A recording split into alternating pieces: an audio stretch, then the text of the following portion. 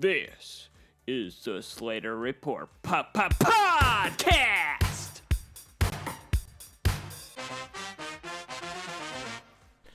That's right. It's the Slater Report podcast. Today's Tuesday, February 25th.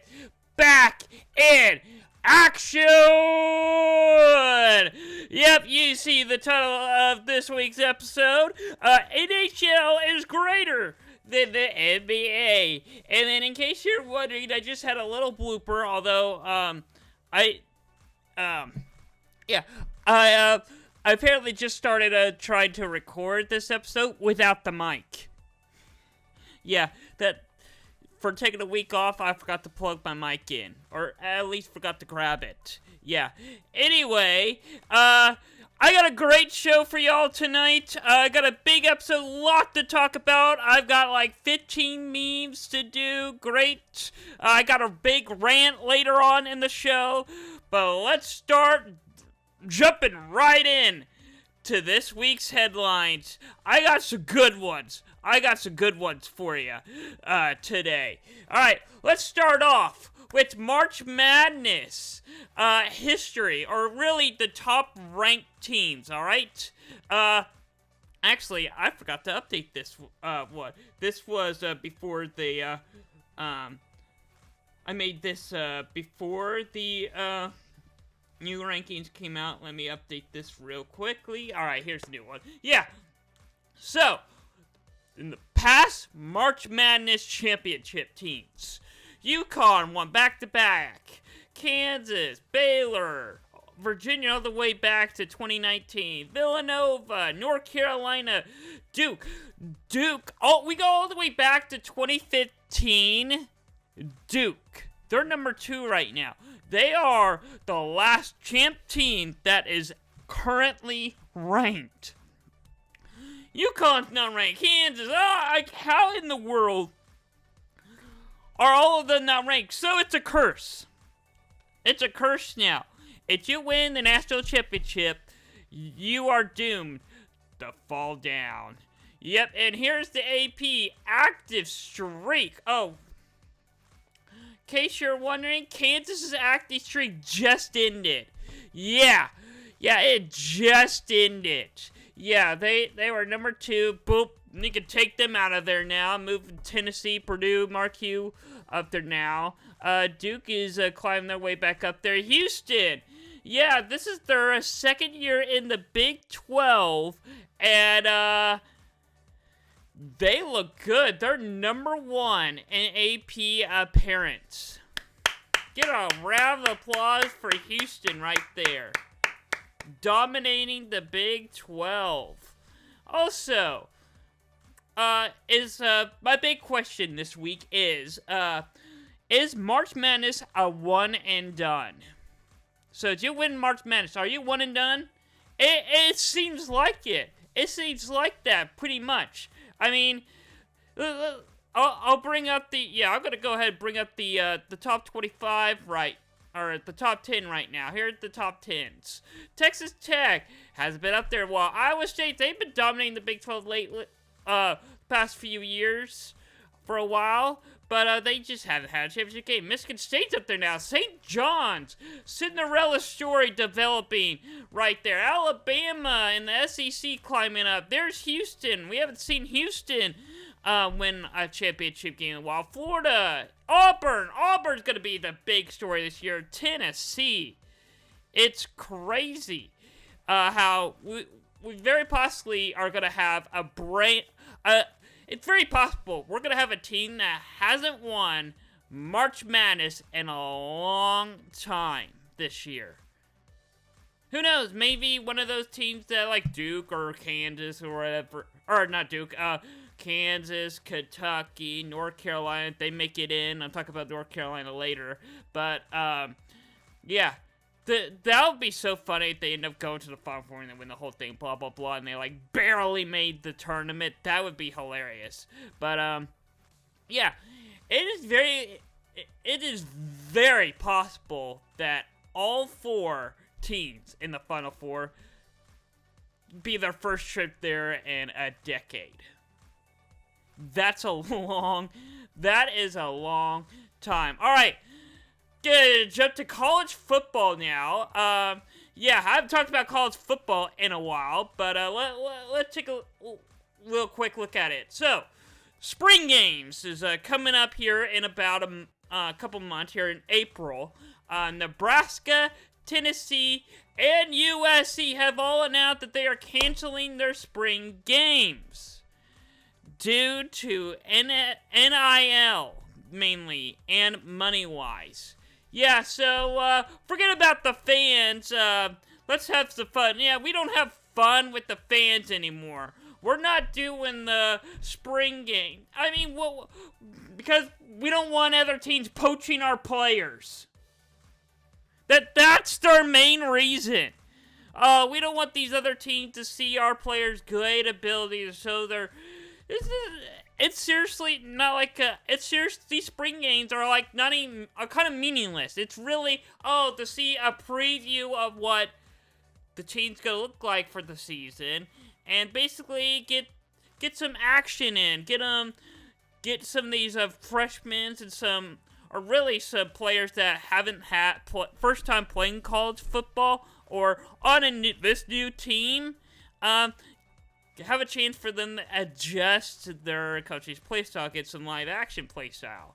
Also, they should make it fun. I mean, like maybe a little scrimmage there, like keep the spring game tradition, little scrimmage, but also has the fun. Do some like NFL All-Star or NFL Pro Bowl games, like flag football, or probably not flag football, but like dodgeball or like some basketball. Look what Ole Miss did. Yeah, can we take a playbook out of Lane Kiffin thing? Ole Miss spring game was amazing to watch. It was fun to watch. All right, and then we're looking at more college football or more football news. The UFL, they are changing their kickoff. They're making some changes, a couple changes. I kind of like how they did the kickoff last year. I think it was great. They're gonna change it to make it look more similar to how the NFL did their kickoff the previous years, where they'll have a player line up at a certain yardage and a touchback, blah blah blah. I'm sure they'll explain more about it here in a month or two, in about a month as we get closer. I mean, well, it's less than a month now. When's I think it's March 28th at the first game. I'm gonna have to double check that. You can visit our website for the official first game. And then here's a big one that I like. Each head coach will have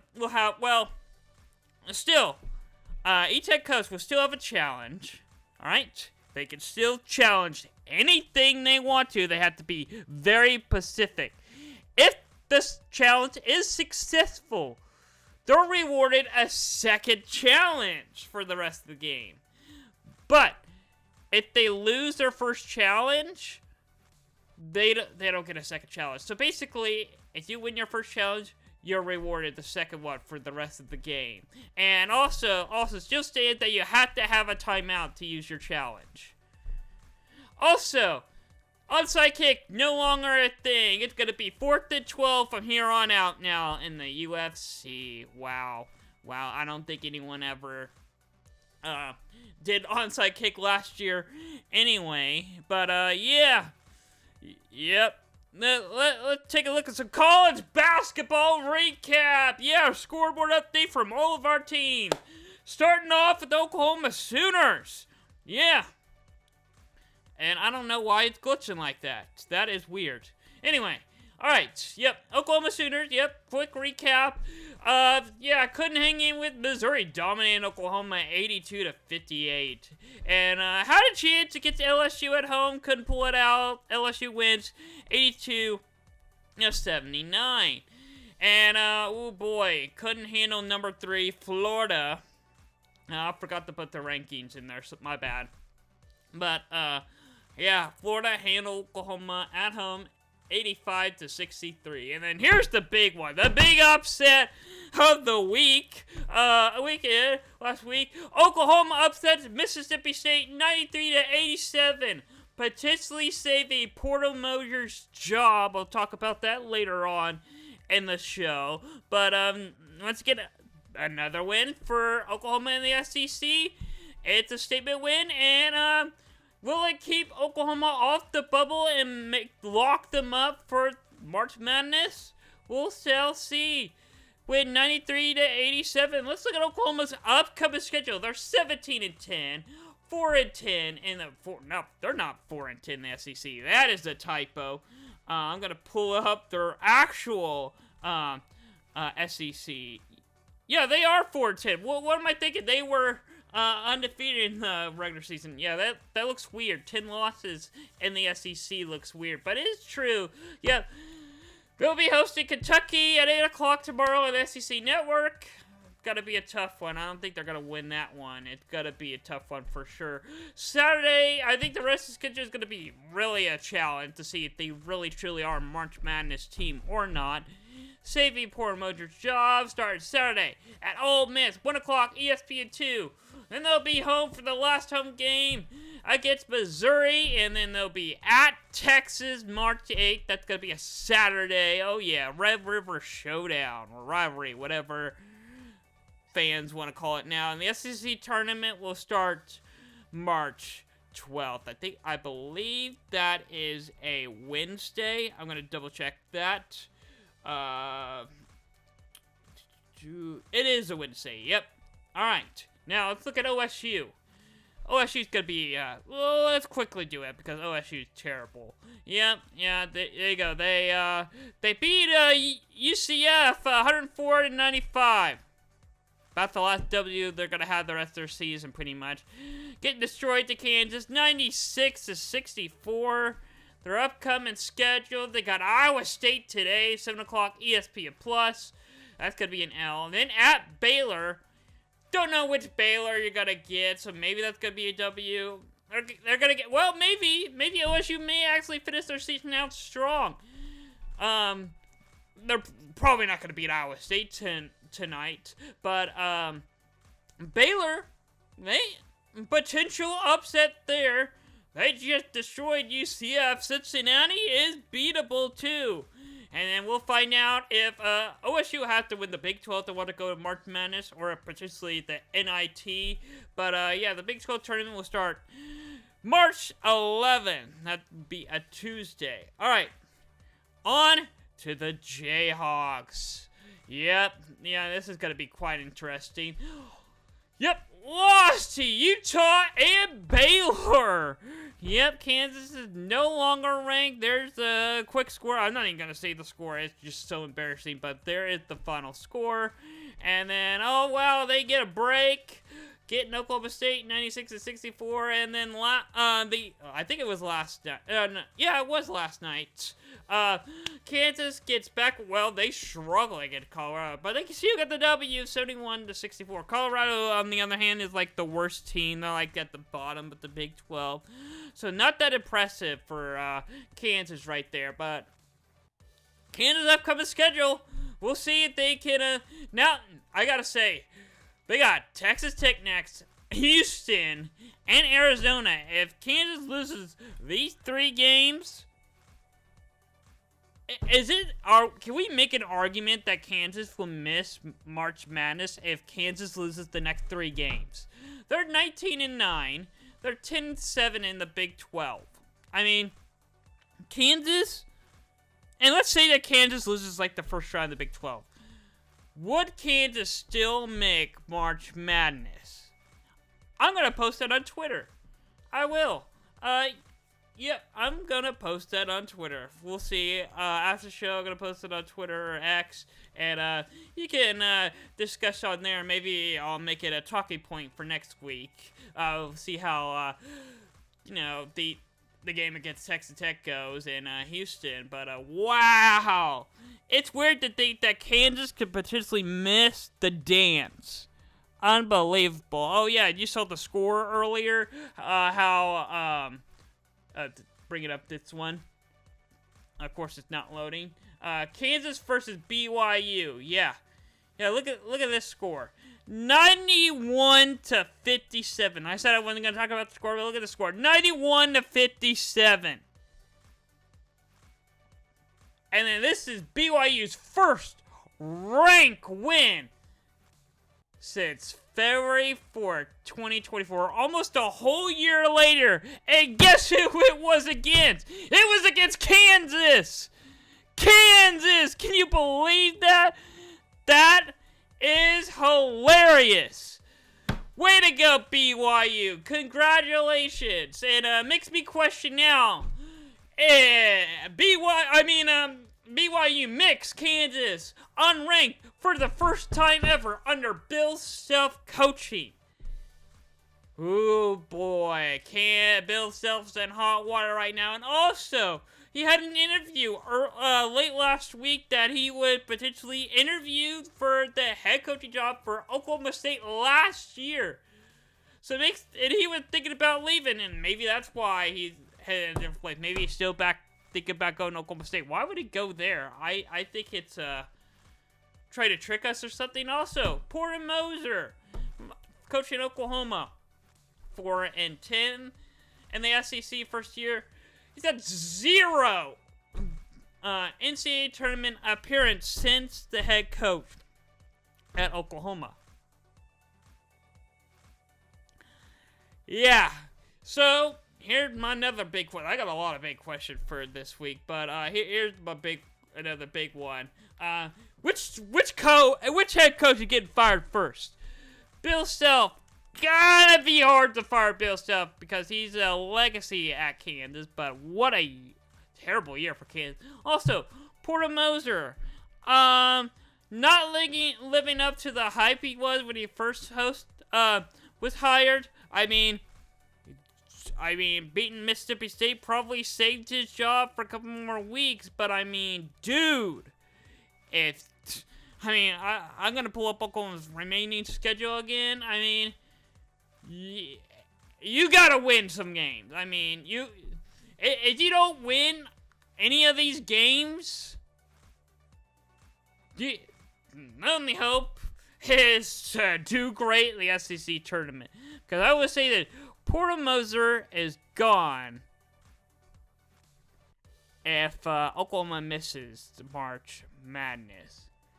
And on the Texas Longhorns, real quickly, because they've been terrible as well since they got rid of their head coach, a couple years ago too. But Texas pulled up an upset against Kentucky, 82-78, and then Texas doing Texas things, losing to South Carolina, 84-69. That is honestly hilarious. And here's Texas' upcoming schedule as they are 5-9 in the SEC, 16-11 overall. They're on the road to Arkansas tomorrow, 8 o'clock on ESPN2. And they'll be at home against Georgia on Saturday. They're back on the road against Mississippi State. Ooh, Texas got to be a hard schedule. And then Oklahoma at home. So Texas got a pretty big schedule and hard schedule to end out their first year in the SEC. All right. Auburn, Alabama. Let's quickly recap this. It's fast break time or upset alert time. Oh yeah, number 1 versus number 2. Oh boy, it's a big one. Auburn gets the big win on the road, 94-85, keeping their number 1 ranked and number 1 seed heading into conference championship week here in a couple weeks. Villanova pulls up a big upset against number 9, St. John's, 73-91. St. John's is still a top 10 team, but what a bad loss for them. Good statement win for Villanova. They're trying to boost their conference rankings, and we'll see how they do in their tournament. But anyway,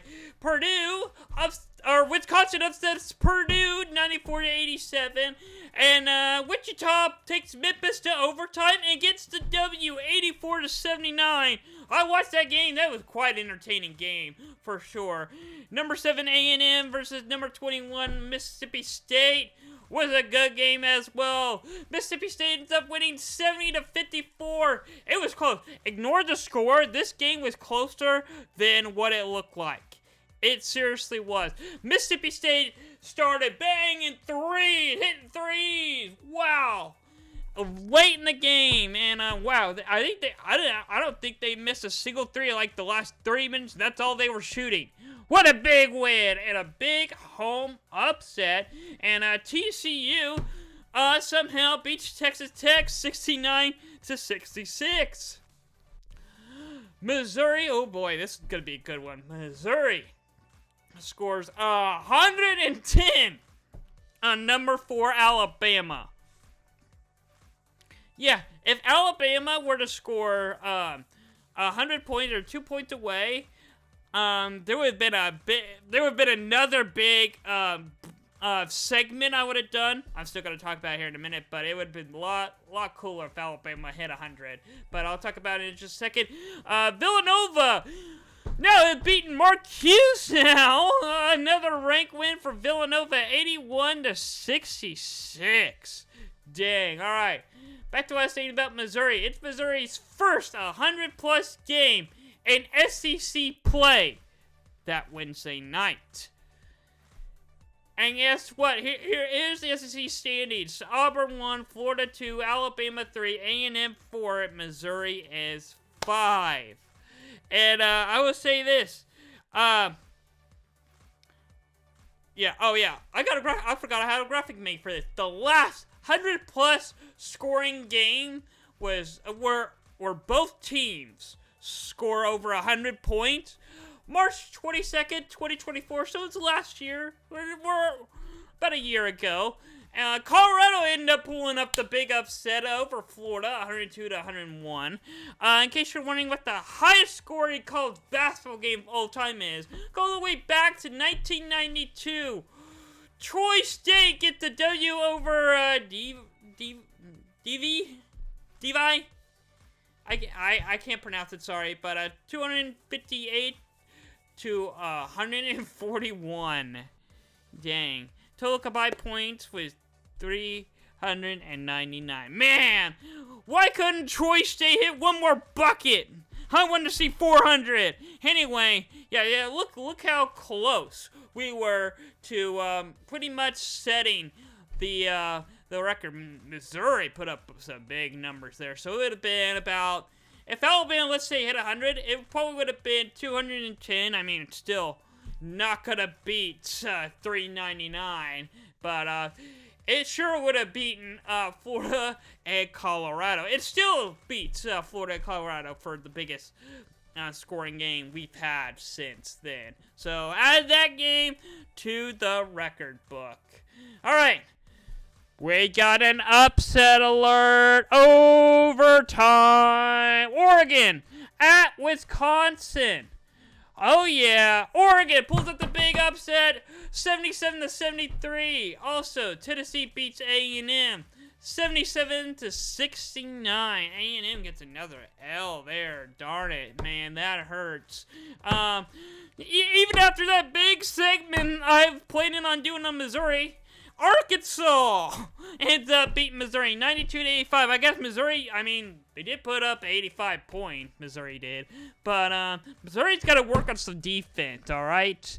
Maybe that they could be more competitive in the SEC, but I think they were all gassed out after scoring 110 points. And then, oh boy, this BYU and Arizona game, oh boy, there were fights going on at the end of the game, some questionable calls. Anyway, BYU beats up Arizona 96-95. And the last few games, gonna talk about Purdue loses once again. Another L for Purdue. This time to Indiana. I guess you can't say much because Indiana is a blue blood school in college basketball. 73-58 for Indiana. And not an upset, but it was a good close game last night. Texas Tech had a lead at one point, but Houston pulls it off in the second half, gets to win 69-61. All right, it's bubble watch time. Yeah, I'm bringing this. It's time for this segment We're at the part of the year where I talk about the Bubble Watch. According to ESPN, here is our Bubble Watch for 2025. All right, so last 4 buys basically are in the tournament, and we'll play in the first round for sure. Well, not for sure, I mean, if the season ended today, this is what it'd be. West Virginia, Texas, San Diego State, and Ohio State will all be in. Our last 4 teams in will be the, the first 4 teams. Nebraska, Oklahoma, Arkansas, and Wake Forest. And the first 4 teams out, the teams that just need to play better. How in the world is North Carolina on this list? North Carolina, Indiana. Indiana needs to be up. Can we flip, I want to flip Indiana. Well, I could see West Virginia being in there. Ohio State. Okay, Indiana probably could put North Carolina at the back. At the back. Yeah, Indiana, SNU, Xavier. Those 3 all deserve to be the conversation. North Carolina. How in the world are they in the conversation? They're terrible. They're terrible. I don't have a graphic for North Carolina because I'm just now thinking, I want to talk about their upcoming schedule, talk about them. Yeah, they are 18-11 overall, 6 in the ACC, 11-16, about the same, pretty much as the other teams. But I mean, I'll go through their schedule. I'm not seeing a rank win. 0 rank wins for North Carolina. Indiana, SNU, and Xavier. Those 3 all do have at least 1. North Carolina's got Miami. That's a W. Virginia Tech. W. Oh, and then Duke. I gotta say, North Carolina is out. They're gonna say, Miami beat Duke. I mean, they're gonna say North Carolina beat Miami and Virginia Tech. So, they gotta be in over like Wake Forest or Arkansas or Nebraska or Oklahoma, blah, blah, blah. And then, boom, Duke destroys them, they're out. That's what I'm thinking is gotta be happen, and make room for Indiana, SNU, and Xavier if one of the other top 8 ends up losing somewhere. All right, these are gonna do it for college basketball talk. For now, take a little break for a minute, and let's do some NBA. We got the Mavericks and the Thunder to talk about. This is gonna be a big one. Yeah, you can see my countdown to the big game tonight on TNT. 9 o'clock. Mavericks versus the Lakers. Yes! Yes! Mavericks are traveling to LA. And, yes!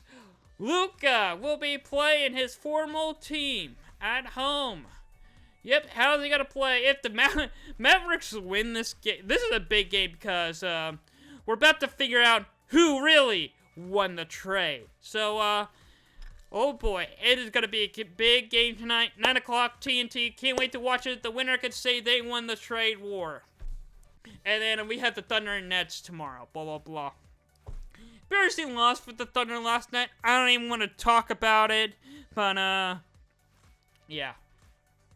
Alright, fan content now. Oh boy. Here we go. This is going to be a good one. I got a bunch for y'all today. Let's start off with Missouri having a technical foul before the game started. Georgia had 1 free throw, made it. So, Georgia's up 1-0 before the game actually started. Good one there. Also, Illinois retired a jersey and hung it up upside down. Yep, someone is definitely gonna get fired for this. Although, he made it a meme, and, yeah, the player that, was honored and retired, when they announced it, he made a shirt of it upside down. So he actually made fun of it. I probably should have put an image up there to go along with it. Also, slam dunk contest. Yeah! Matt McConaughey, 3-peat. Yeah, slam dunk contest. Yeah! Woo! Yeah! He is incredible. I watched that, and boy, was he good. He was more creative. I mean, the other 3 couldn't even make it on their... I wouldn't say not even make it on the first attempt, but couldn't even make a dunk. Wasn't creative at all. He was creative. All right, that's the reason why he won also. Yes.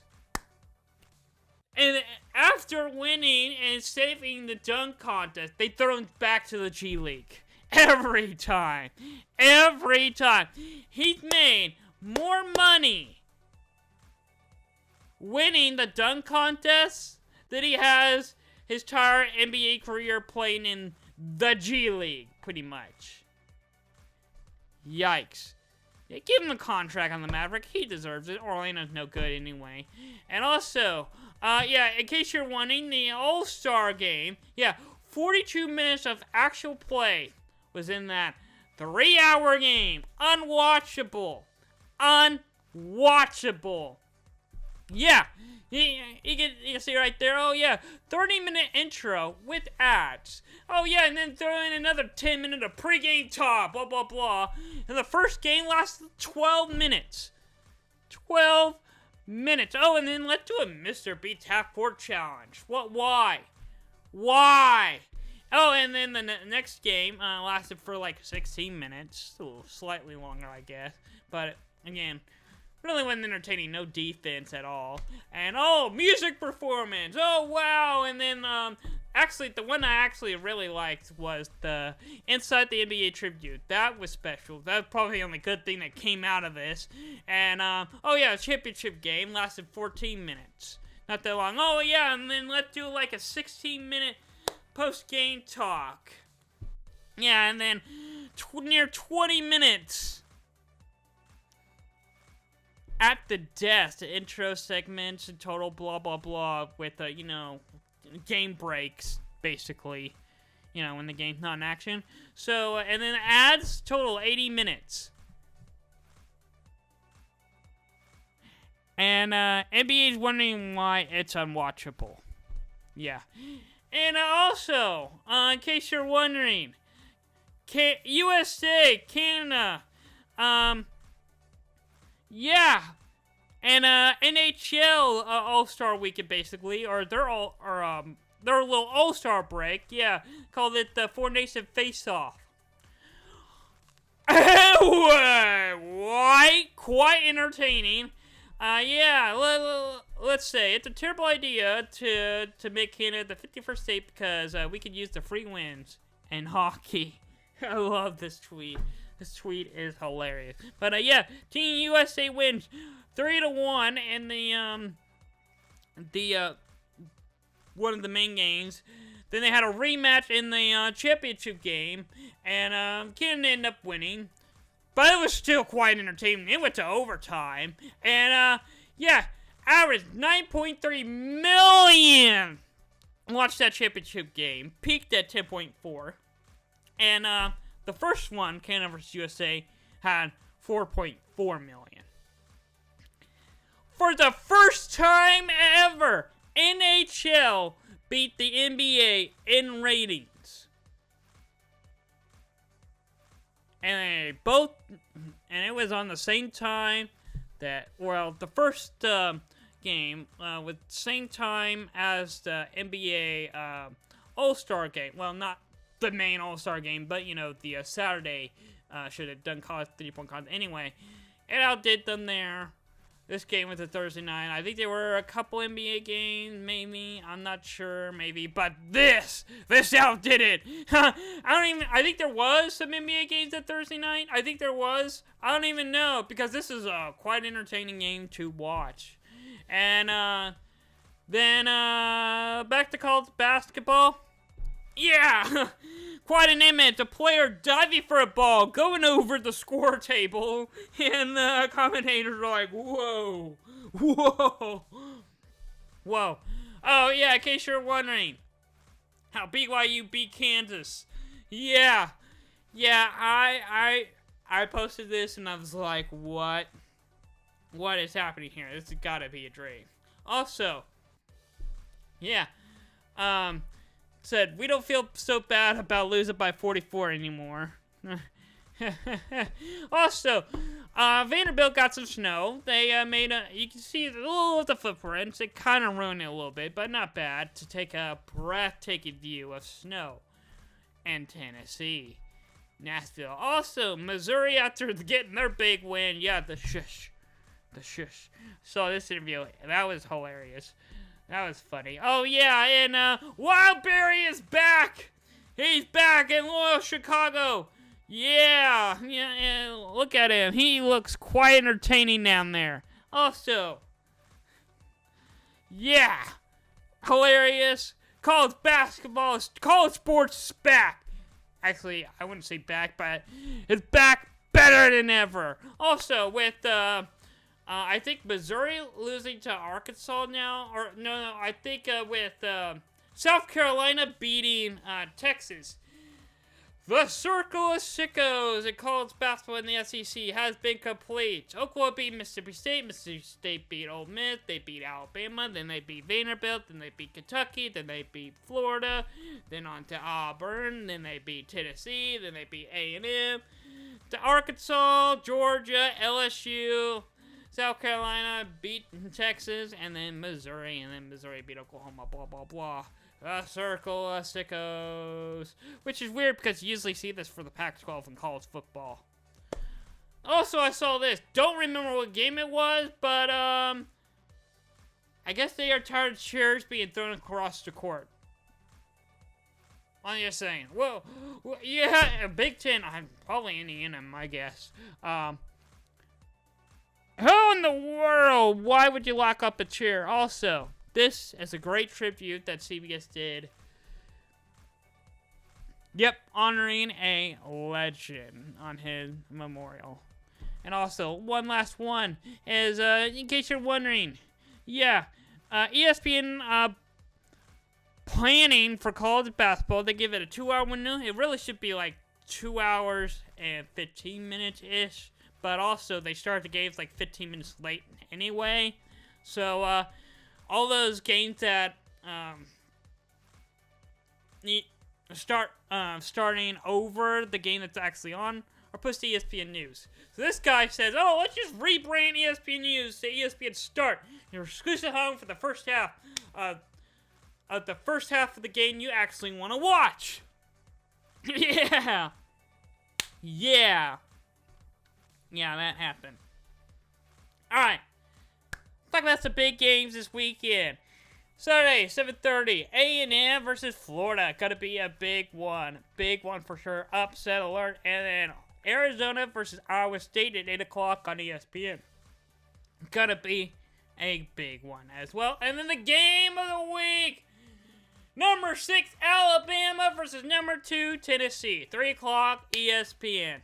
Going to be a big one. Going to be a big game. Well, and then tonight, oh yeah, let's bring that back up again. My countdown. Mavericks, Lakers, 9 o'clock, TNT, the trade. Who will win the trade tonight? Stick around. Thanks y'all for watching. We'll all be watching this game, and we'll be sure we'll be watching it. Thank you all for watching. This is the Slater Report Podcast.